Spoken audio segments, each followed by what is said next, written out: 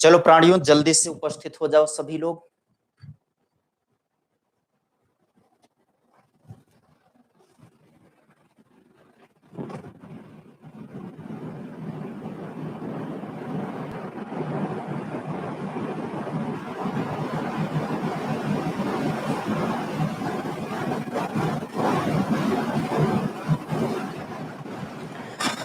चलिए जल्दी से प्रकट हो जाइए आप लोग, कार्यक्रम हम लोग शुरू करें।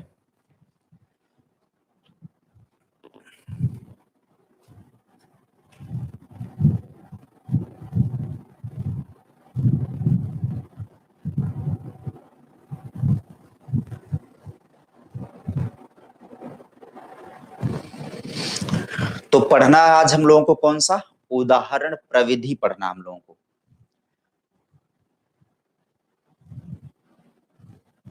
अच्छा, आज हम बेहद स्मार्ट लग रहे हैं। अच्छा ठीक है।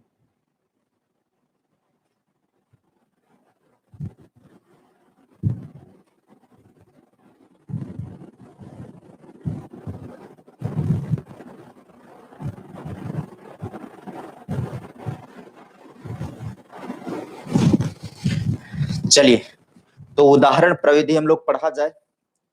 हाँ, उदाहरण प्रविधि का मतलब क्या? सीधे सीधे होता है कि उदाहरण दे करके बच्चों को कुछ सिखाना, यही उदाहरण प्रविधि होता है। किसके जरिए सिखाना? उदाहरण के जरिए सिखाना। क्या सिखाना? किसी कठिन, गूढ़ रहस्य या तथ्य को बच्चों के सामने उदाहरण के जरिए प्रस्तुत करना। ठीक है, ये उदाहरण प्रविधि होती है, ये उदाहरण विधि होती है। ध्यान से सुनना। किसी गूढ़ तथ्य या रहस्य को या विषय को बच्चों के सामने सरलतम तरीके से प्रस्तुत करना उदाहरण दे करके, ये उदाहरण विधि होती है। और उदाहरण प्रस्तुत करते समय कुछ सावधानियों को ध्यान में रखा जाता है। जो सावधानियां होंगी वही उसकी प्रविधि होंगी, वही यानी कि वही उसकी तकनीकी होंगी, टेक्निक होंगी। राजपूत निर्भय जी कह रहे हैं कि सर अभी तक किसी भी प्रैक्टिस सेट की पीडीएफ ना ही टेलीग्राम पर आई और ना ही सफलता बैच में वेबसाइट पर, कृपया आर्यन जी से बोलकर उसको अपलोड करवा दीजिए। ठीक है, ठीक है प्यारे, आज ही मैं बोला हूं, क्लास आने के पहले ही बोल दिया हूं, कल तक हो सकता है कि आप लोगों को उपलब्ध हो जाए। ठीक है, तो उदाहरण प्रविधि में क्या होगा भाई? उदाहरण प्रविधि में हम नोट करेंगे पहले, फिर एग्जाम्पल हम आपको देंगे। हाँ, कठिन किसी कठिन और गूढ़, हाँ, कठिन और गूढ़, गूढ़ का मतलब जिसमें बातों की बहुत गहराई हो, तथ्य घटना, है ना, गूढ़ तथ्य घटना, घटना या सामग्री को, या सामग्री को, सामग्री को अनुभवों के प्रयोग द्वारा, अनुभवों के प्रयोग द्वारा, अनुभवों के प्रयोग द्वारा, अनुभवों के प्रयोग द्वारा व्यक्त करना, अनुभवों के प्रयोग द्वारा व्यक्त करना क्या कहलाता है भाई? उदाहरण कहलाता है। अरे जैसे हम अपने विषय को प्रस्तुत करते हैं तो हमारे विषय में ज्यादातर क्या होता है? अनुभवों का ही तो प्रयोग होता है। अध्यापन के गुण से संबंधित मुद्दे को हम कक्षा के उदाहरण के जरिए आपके सामने रखते हैं। बाल विकास में बाल व्यवहारों को हम उदाहरण के जरिए प्रस्तुत करते हैं, और ऐसा उदाहरण होता है जो आपके अनुभव से निकला हुआ होता है। ठीक है, वही उदाहरण प्रविधि कहलाता है। हाँ, पीडीएफ में प्रविधि नहीं है, इसके बाद सेकंड पीडीएफ भिजवाएंगे हम आपको। कोई बात नहीं है, जो हम प्रैक्टिस करवा रहे हैं उस प्रैक्टिस से आप लोग घबराइए नहीं। अभी आप लोग नहीं पढ़े हैं, जब आप लोग पढ़ लेंगे ना तो उससे कोई दिक्कत नहीं है। बहुत इजी सवाल है, वो सब इजी सवाल है, बस बने रहिए, केवल पढ़ते रहिए। आज भी हम महत्वपूर्ण प्रश्न उत्तरी लेकर के उससे जुड़ा हुआ आएंगे आपके सामने। ठीक है, पहले तो इतनी बात आप लिख लो, पहले तो इतनी बात आप लिख लो और उदाहरण में लिख लो कि जैसे हम साइकोलॉजी की क्लास पढ़ते हैं। हाँ, जैसे हम साइकोलॉजी की क्लास पढ़ते हैं कि अनुभव से जुड़ा हुआ उदाहरण आपके सामने आता है।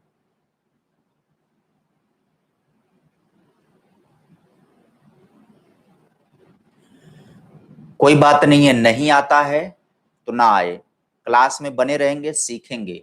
और जब आपकी क्लास चलने लगेगी, यानी कि जब हम भारतीय समाज और शिक्षा पढ़ाना शुरू कर देंगे, जब हम जीवन कौशल आपको पढ़ाना शुरू कर देंगे, तो आपको बहुत मजा आएगा, क्योंकि आप उससे संबंधित पहले क्वेश्चन देख चुके हों।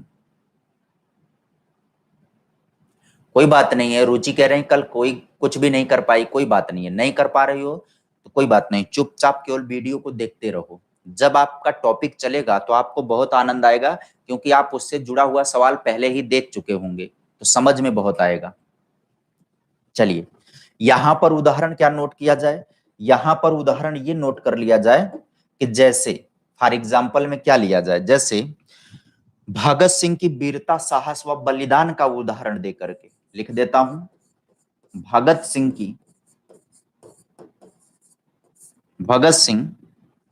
की वीरता,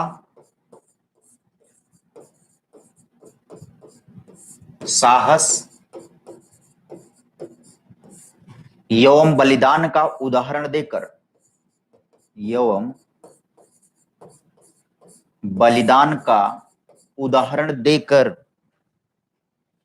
बलिदान का उदाहरण देकर, उदाहरण देकर बच्चों में राष्ट्रीय भावना, बच्चों में राष्ट्रीय भावना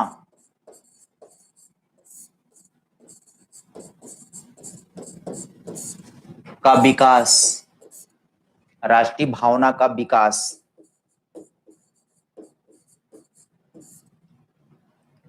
किया जा सकता है, राष्ट्रीय भावना का विकास किया जा सकता है। ठीक है, ये हो गया क्लियर। हाँ, भगत सिंह की वीरता, साहस एवं बलिदान का उदाहरण देकर के बच्चों में राष्ट्रीय भावना का विकास किया जा सकता है। यहाँ से बहुत अप्लाइड तरीके के सवाल बनते रहते हैं, खास करके सीटेट वगैरह में जब सवाल पूछे जाते हैं। कुछ एक मैं उदाहरण आपको रखता हूँ।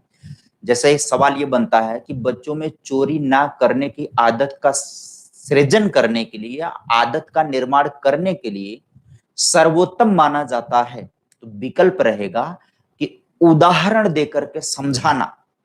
ठीक है, जब आप बच्चों को, जैसे आपको सिखाना है कि बेटा चोरी करना बहुत गलत होता है, बहुत बड़ा अपराध होता है, इस बात को आप अगर एक लाइन में समझाएंगे तो बच्चों के समझ में नहीं आएगा। जब आप उदाहरण दे देंगे, किसी चोरी करने वाले व्यक्ति का जो हश्र बुरा हुआ हो, ऐसा उदाहरण बच्चे के सामने रखिए। बच्चा पढ़ाई के प्रति दिलचस्पी नहीं ले रहा है, तो किसी ऐसे व्यक्ति का उदाहरण दीजिए आस पड़ोस से कि जिसका जीवन बहुत समस्याओं से घिरा हुआ हो, जिसकी पत्नी उसको कूटती पीटती हो, लतियाती हो, गरियाती हो, जिसके माँ बाप उसका सम्मान नहीं करते हो, जिसका सम्मान उसका आस पड़ोस नहीं करता है। किसी ऐसे व्यक्ति का उदाहरण दे दीजिए कि अगर वो पढ़े लिखे होते तो आज बहुत सम्मान प्राप्त करते। और पढ़ाई लिखाई का महत्व बच्चों को समझाने के लिए किसी सफल व्यक्ति का उदाहरण दीजिए, जो पढ़ने लिखने के कारण समाज में अपना मान सम्मान प्राप्त किया है, समाज में अपना एक स्थान प्राप्त किया है, ऐसे व्यक्ति का उदाहरण दीजिए। ठीक है, समझ में आई बात ना। ये उदाहरण बहुत महत्वपूर्ण होता है। हाँ, जीवन जीने की कला को सिखाने के लिए, नैतिकता की भावना का पालन करवाने के लिए। ठीक है, इन सब के लिए किसकी जरूरत होती है? उदाहरण की जरूरत होती है।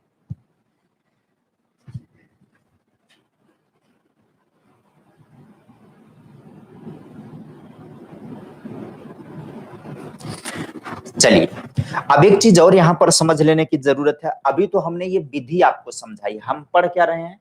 उदाहरण प्रविधि पढ़ रहे हैं, तकनीकी हमको सीखना है। विधि हम आपको समझा दिए कि उदाहरण विधि को कैसे प्रस्तुत किया जाए। अब इसकी तकनीकी हम सीख लें, यानी कि उदाहरण को प्रस्तुत करते समय कुछ बातों को ध्यान देना बहुत जरूरी होता है, वो उसकी तकनीकी होती हैं। अगले पेज पर चलेंगे हम, और पॉइंट में नोट करना, ठीक है। पॉइंट में क्या नोट करना भाई, देखो उदाहरण की सबसे बड़ी विशेषता क्या होती है, तो पॉइंट में लिख लेना, ये सवाल बनते रहते हैं। उदाहरण की सबसे बड़ी विशेषता, उदाहरण की सबसे बड़ी विशेषता, सबसे बड़ी विशेषता, ऐसे ही डायरेक्ट सवाल बनेगा, उदाहरण की सबसे बड़ी विशेषता है क्या, विकल्प बना देगा। तो उदाहरण की सबसे बड़ी विशेषता क्या होती है, सहजता। उदाहरण की सबसे बड़ी विशेषता क्या होती है, सहजता। मतलब जो भी उदाहरण आप प्रस्तुत करें वो बहुत सरल व सहज हो, है ना, जल्दी से हजम हो जाए, बच्चों के समझ में आ जाए। ऐसा उदाहरण मत दे दीजिए कि जो हजम ही ना हो बच्चे को। कभी जब चपक के खा लेते हैं तेल मसाला और ज्यादा स्पाइसी, तो खाने में तो मजा आता है लेकिन पचता नहीं है, यानी उससे पोषण आपको प्राप्त नहीं हो पाता जब हाजमा बिगड़ जाता है तब। वैसे ही कोई बात बढ़ा चढ़ा करके बता दें, बहुत ज्यादा उदाहरण घसीट पसीट के दे दें, तो मजा तो लगेगा, लक्ष्यदार तो लगेगा, लेकिन उसको पचा नहीं पाएगा बच्चा। तो फिर क्या फायदा है समझाने का, कोई फायदा निकलेगा नहीं। ऐसे मास्टरों से भी दूर रहने की जरूरत होती है। घुमा फिरा के लच्छादार बतिया दें, अगर मूल टॉपिक समझाना है उसी के इर्द गिर्द का कुछ एग्जाम्पल आपको दे दे और आपका कंटेंट तैयार हो जाए, मजे में आ जाओ, ठीक है। तो सबसे बड़ा गुण क्या है उदाहरण का, सहजता होना।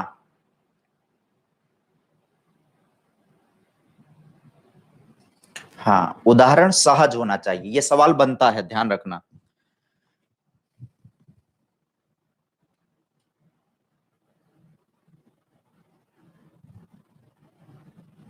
अच्छा एक चीज आप समझाओ हमको, एक उदाहरण दो आप हमको। हम आपको एक एग्जाम्पल देने जा रहे हैं, एकदम व्यवहारिक जीवन का एग्जाम्पल देने जा रहे हैं, आपको तुरंत समझ में आ जाएगा हम कहना क्या चाहते हैं। याद करो, जब आप प्राथमिक में या जूनियर में थे और जब आपके हिंदी के मास्टर आपको क्या पढ़ाने आए थे, संधि जब पढ़ाने आए थे, स्वर संधि और दीर्घ संधि जब वो समझा रहे थे, तो जितना भी उदाहरण देते थे, स्वर संधि हो चाहे दीर्घ संधि हो, इसका जो भी उदाहरण आपको मिलता था वो कौन सा उदाहरण होता था, रामायण, विद्यालय, बोलो भाई यही सब उदाहरण होते थे कि नहीं। विद्यालय, विद्याधनालय करते थे। सदाचार, है ना, सदाचार, यही सब उदाहरण तो होते थे।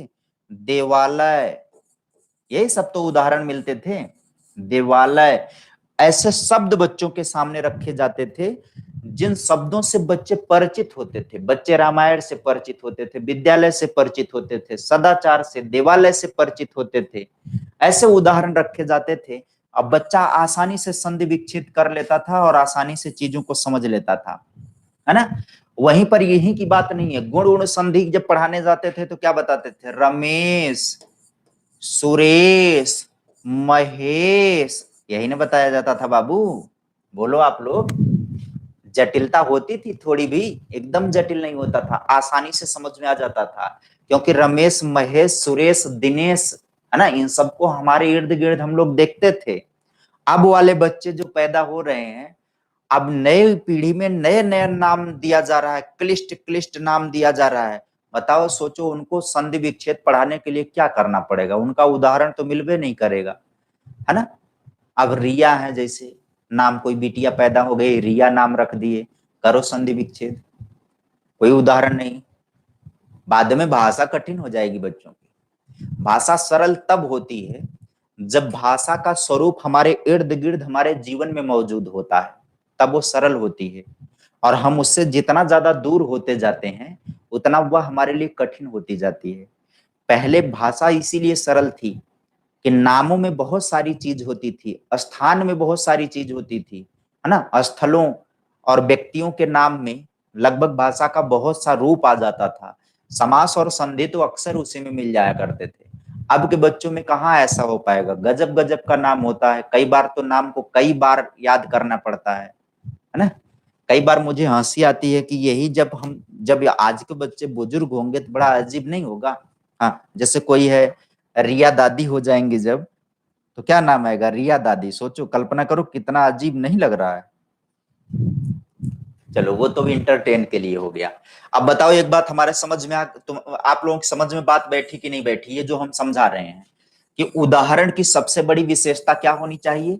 उदाहरण सहज हो। और कोई भी उदाहरण सहज तब होगा, सरल तब होगा, जब उदाहरण ऐसा हो जो व्यक्ति के जीवन से जुड़ा हो, बालक के जीवन से जुड़ा हुआ हो। जैसे भाषा के व्याकरण पढ़ाते समय जब संधियों का परिचय करवाता है अध्यापक, तो बच्चों के सामने जो संधियों का उदाहरण रखा जाता है, वो ऐसा उदाहरण रखा जाता है जिनको वो अपने इर्द गिर्द देखते और सुनते रहते हैं। इसलिए ऐसे उदाहरण बच्चों के समझ में जल्दी से आ जाते हैं।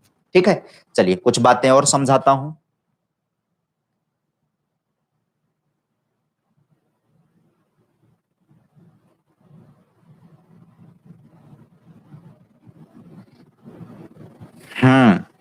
आइए।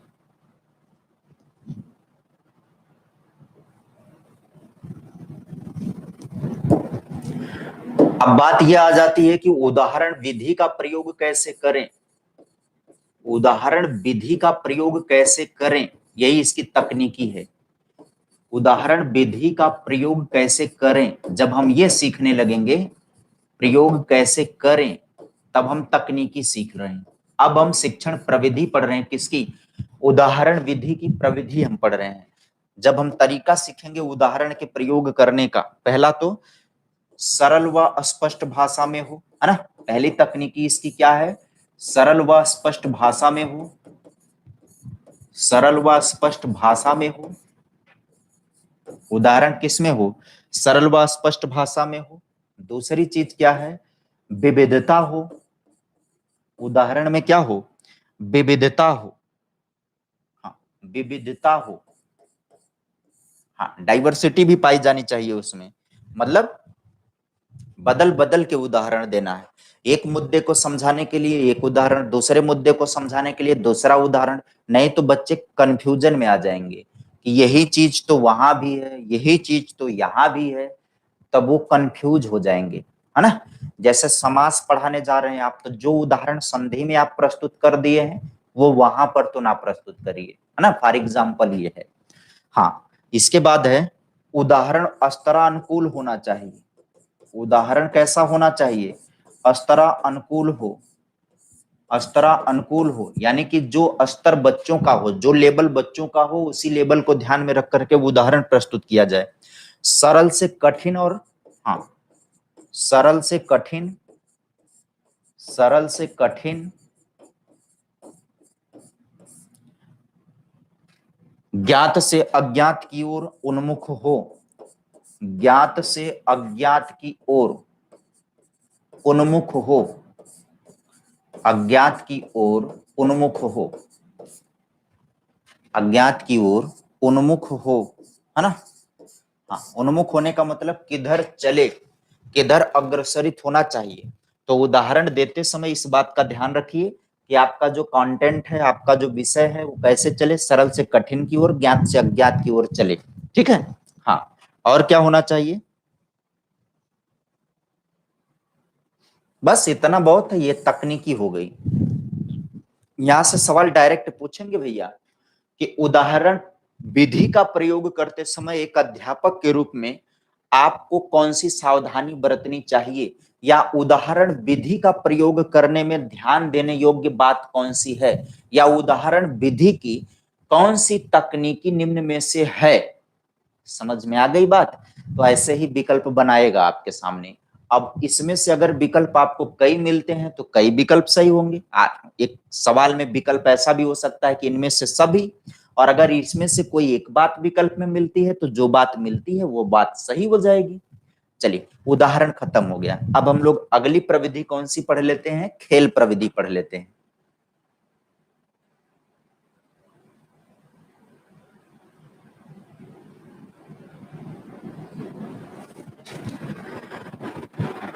लगे बतियाने, आपस में मौका मिलता है तो।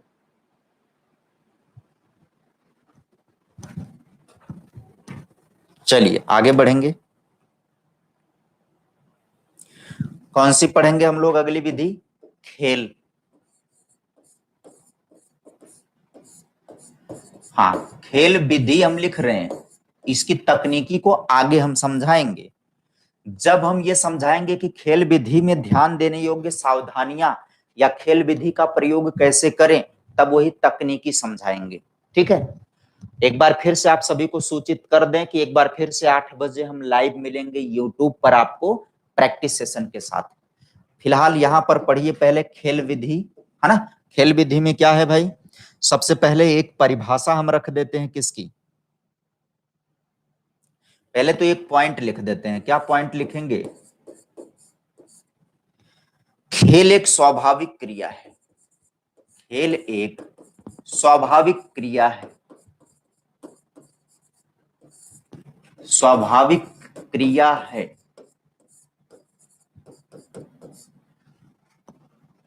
इसी के द्वारा बालक अपने को मूल रूप में व्यक्त करता है, इसी के द्वारा बालक,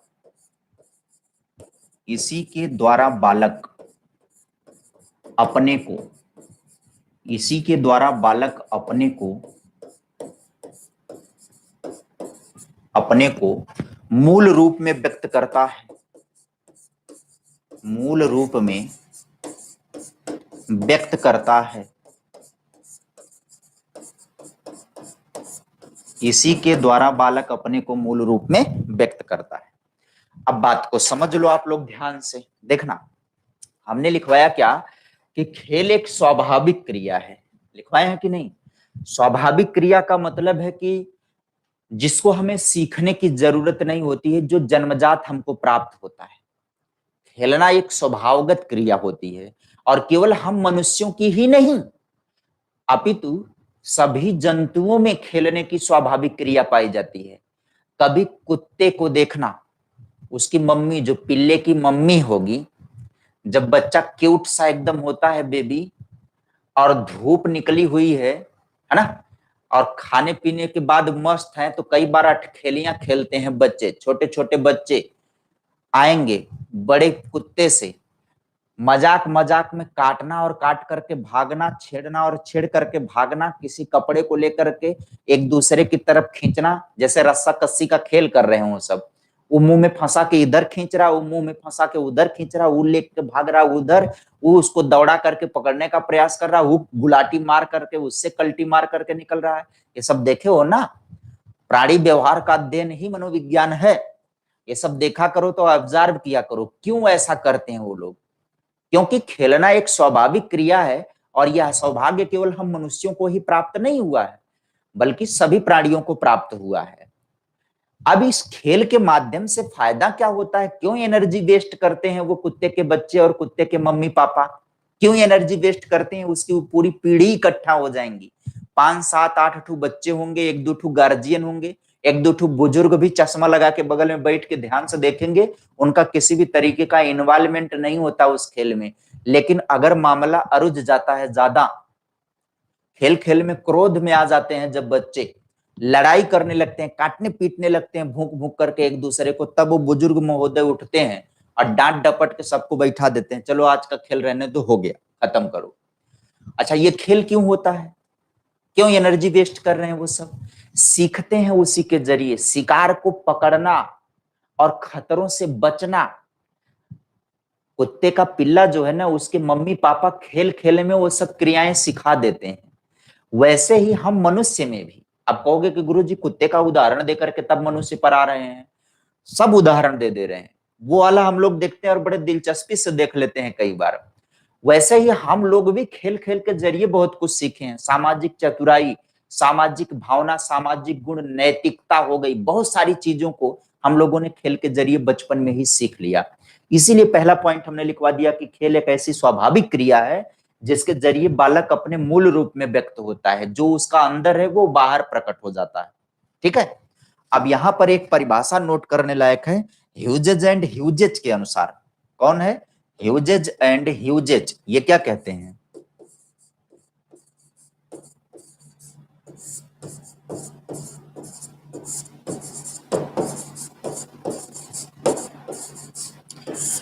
ह्यूजेज एंड ह्यूजेज के अनुसार इनका क्या कथन है, इसको लेकर के इन्होंने कहा है कि वह विधि जो बालकों को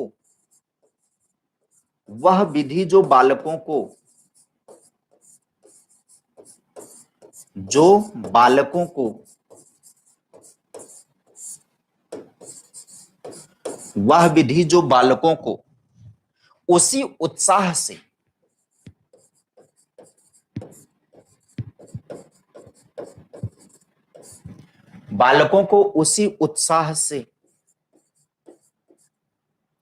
सीखने की क्षमता देती है, सीखने की क्षमता देती है,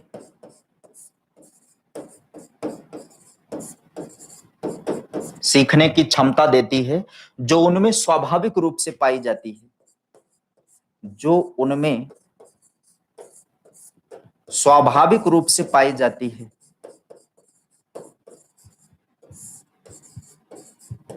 जो उनमें स्वाभाविक रूप से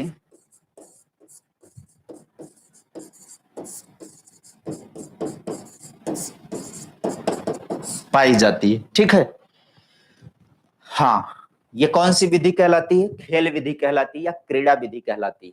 ठीक है, अब किसी भी हम उदाहरण अगर लेकर के आए, देखना इसके जरिए क्या होता है कि उसी उत्साह के साथ सीखने की क्षमता प्राप्त होती है जो स्वाभाविक रूप से हमारे अंदर पाई जाती है। हमारे अंदर तेज और स्फूर्ति होती है। मनुष्यों के अंदर खेलने में ही केवल वह सर्वोत्तम ऊर्जा का प्रयोग करता है। कोई बालक अन्य किसी विधि के बजाय खेल विधि में ही अपनी सर्वोत्तम ऊर्जा का प्रयोग करता है। यह उदाहरण आपने देखा भी होगा कि कोई भी बच्चा सबसे ज्यादा ऊर्जान्वित कब महसूस करता है, सबसे ज्यादा उत्साहित कब महसूस करता है? जब वह खेल कूद की क्रियाएं कर रहा होता है तो सबसे ज्यादा ऊर्जान्वित महसूस करता है। याद करिए कि शाम तक पढ़ाई होती थी, लगभग 7वीं घंटी तक 6वीं घंटी तक दबा करके मास्टर पढ़ाते थे, और 7वीं 8वीं घंटी में खेल खेलने के लिए एक तो पूरी एनर्जी को चूस लिए हैं पहले ही, जैसे बच्चे चॉकलेट चूसते हैं वैसे ही मास्टर चूस लेते थे पूरी एनर्जी। लेकिन फिर भी 7वीं 8वीं घंटी में खेल का प्रलोभन दे करके दौड़ा दौड़ा करके खिला खिला करके बहुत कुछ चीजें वहां भी सीखने को मिल जाती थी, है ना। और जो उदाहरण हमने अभी आपको दिया था कुत्ते के बच्चों वाला उदाहरण, उनकी पूरी फैमिली, कई बार आपने देखा होगा कि आपके घर का जूता चप्पल और बढ़िया वाला कपड़ा घर के बाहर अगर पड़ा हुआ है, तखत पे पड़ा हुआ है, कुर्सी पर पड़ा हुआ है, तो कई बार खेलने खेलने के चक्कर में मजाक मजाक के मूड में वो खींच तान के फाड़ डालते हैं। फाड़ डालते हैं कि नहीं? कई बार छोटे बच्चे कुत्तों के ऐसे ग्रुप से गुजर रहे होते हैं जो कुत्ते खेल रहे हैं आपस में, देखना वो छोटे बच्चे को भी पकड़ पकड़ के खींचना शुरू कर देते हैं। उनको क्या पता कि आदमी इसका जीवन खत्म हो जाएगा, उनको बस इंटरटेन चाहिए, वो अपनी पूरी ऊर्जा का प्रयोग कर लेते हैं। तो खेल में कोई भी प्राणी हो अपनी सर्वोत्तम ऊर्जा का प्रयोग करता है जो नेचुरली उसको प्राप्त है, यानी कि जो ऊर्जा हमारे भीतर नेचुरली हमको मिली हुई है, स्वाभाविक रूप से स्वभावगत रूप से हमको प्राप्त है, उसी ऊर्जा का हम भरपूर प्रयोग कर पाते हैं। ये कौन कहता है? ह्यूजेस एंड ह्यूजेस का कहना है। ठीक है, चलिए आगे बात को हम बढ़ाते हैं।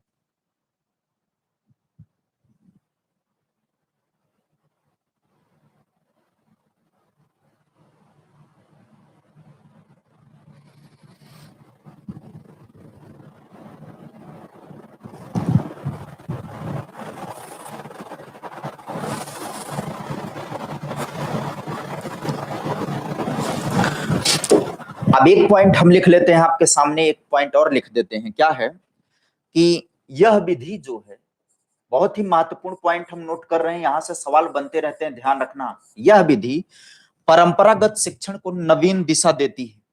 यह विधि परंपरागत शिक्षण को, यह विधि परंपरागत शिक्षण को, परंपरागत शिक्षण को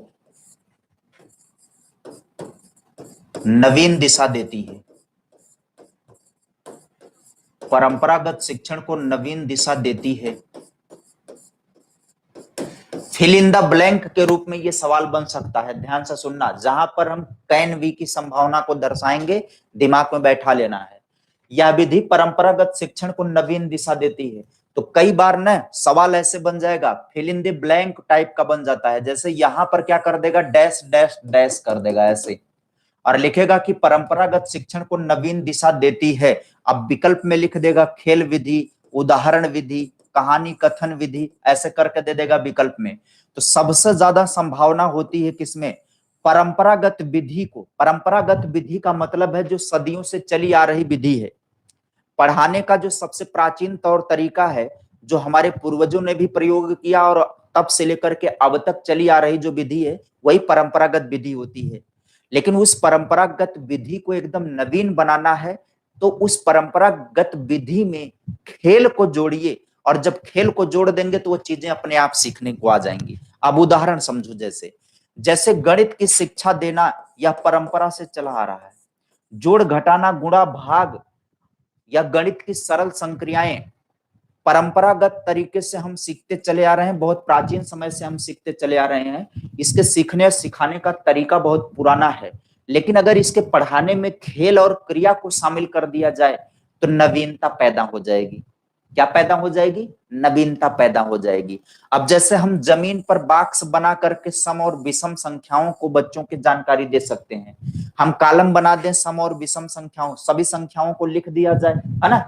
उसके बाद बच्चों से बोला जाए कि बच्चों को ग्रुप में बांट करके एक एक को बोला जाए कि तुम सम संख्याओं में उछल उछल करके आगे बढ़ो, देखते हैं कि उछल पाते हो कि नहीं उछल पाते हो। सम संख्या में एक बच्चा उछलेगा, एक बच्चे को विषम संख्याओं में उछालने के लिए बोल सकते हैं, तो सम और विषम का ज्ञान बच्चों को खेलते खेलते हो जाएगा, मजाक मजाक में हो जाएगा। ये परंपरागत विधि को नवीन विधि बना दिया। परंपरागत विधि का मतलब है कि बच्चे को सम और विषम के बारे में बताना है। नवीनता कहां से आ गई? खेल उसमें हमने जोड़ दिया, नवीनता आ गई, रोचकता आ गई। ठीक है, तो खेल खेल में सीखो, ये जो है मनोवैज्ञानिक कथन होता है, जो इसी बात को बताता है कि परंपरागत शिक्षण को नवीन बना देना। अब इसके संदर्भ में रायबर्न महोदय क्या कहते हैं, ये नोट करने लायक बात है। रायबर्न महोदय का कथन है, हाँ, आज हम इन विधियों पर ज्यादा ध्यान क्यों दे रहे हैं, क्योंकि ये वो विधियां जहां से सवाल बनते रहते हैं। अगर पेपर सॉल्व करेंगे किसी न किसी रूप में आपको सवाल मिलेंगे।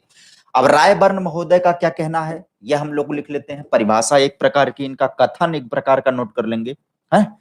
हाँ, यह विधि बालक की रचनात्मक शक्तियों को प्रोत्साहित करती है। यह विधि बालक की यह विधि बालक की रचनात्मक शक्तियों को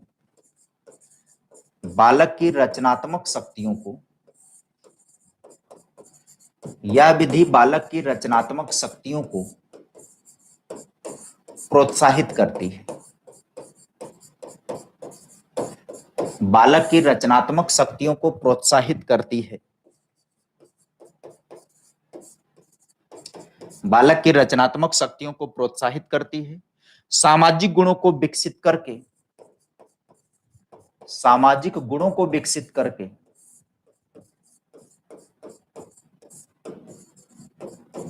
सामाजिक गुणों को विकसित करके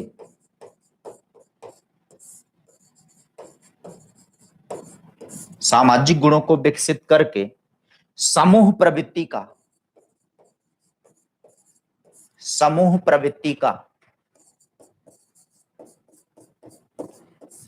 प्रवृत्ति का विकास करती है। समूह प्रवृत्ति का विकास करती है। देखो, ध्यान से सुनना, जो मैं बोलने जा रहा हूं इसको ध्यान से सुन लेना, आपको याद करने की जरूरत नहीं पड़ेगी। ये जो रायबर्न महोदय कहते हैं ये कोई नई बात नहीं है।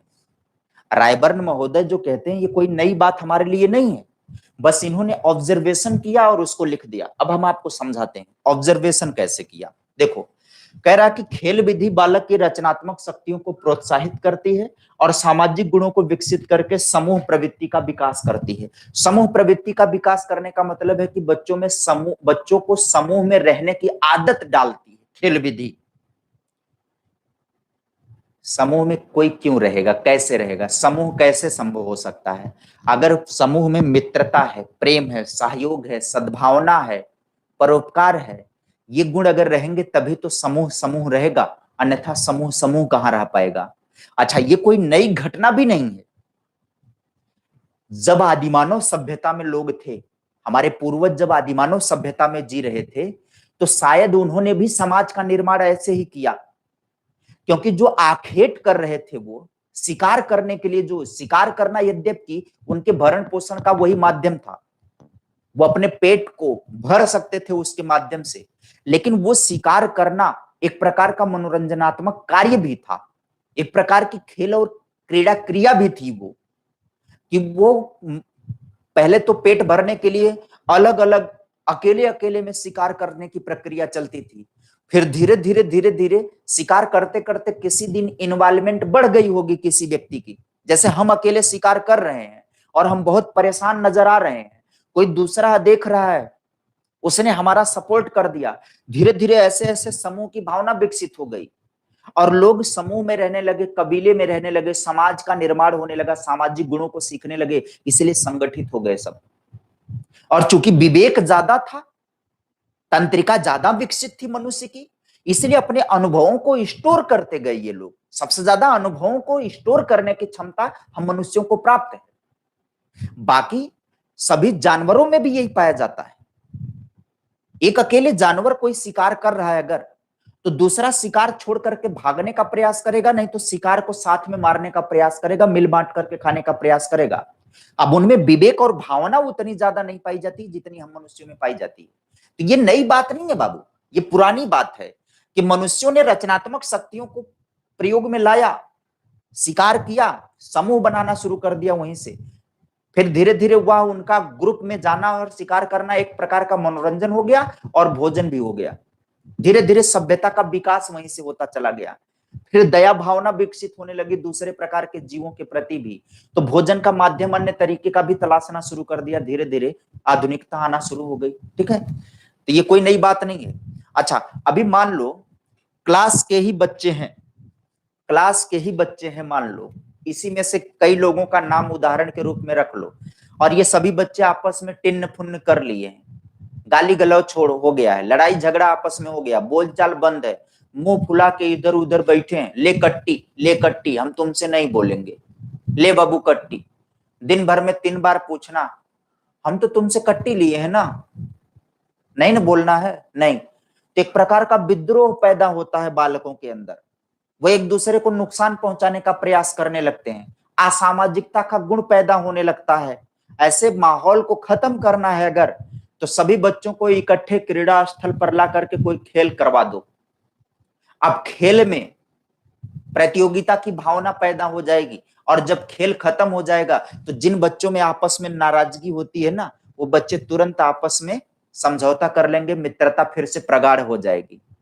कहीं भी है, आप किसी से नाराज चल रहे हो, 4, 6, 10 दिनों तक कोई कैंप लगा करके एक ही कैंप में रहने के लिए बोल दिया जाए, धीरे धीरे आप में धीरे धीरे करके सद्भावना का विकास हो जाएगा, आपस में रहना शुरू हो जाए, यानी समूह बनाना शुरू कर देंगे।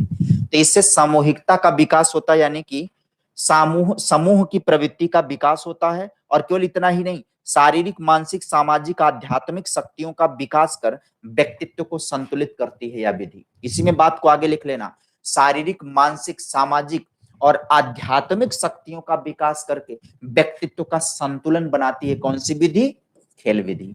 चलिए, नोट कर लिया सारी बातों को, आगे बढ़ेंगे।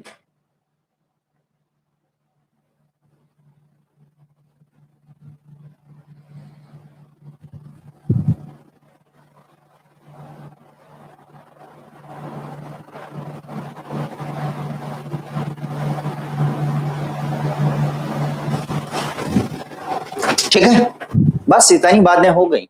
अब इसकी बारीकी क्या होती है? इसकी बारीकी ये होती है, हाँ, एक पॉइंट आखिरी वाला हम इसमें लिख लेते हैं तो ये समाप्त हो जाएगा। खेल विधि से शिक्षण करते समय, खेल विधि से शिक्षण करते समय, खेल विधि से शिक्षण करते समय, शिक्षण करते समय, खेल विधि से शिक्षण करते समय परिवेश में उपलब्ध सामग्री का प्रयोग करें, परिवेश में उपलब्ध सामग्री का प्रयोग करें, परिवेश में उपलब्ध सामग्री का प्रयोग करें,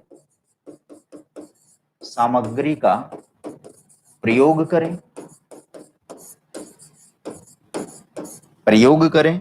ठीक है, अभिनय को शामिल कर दें,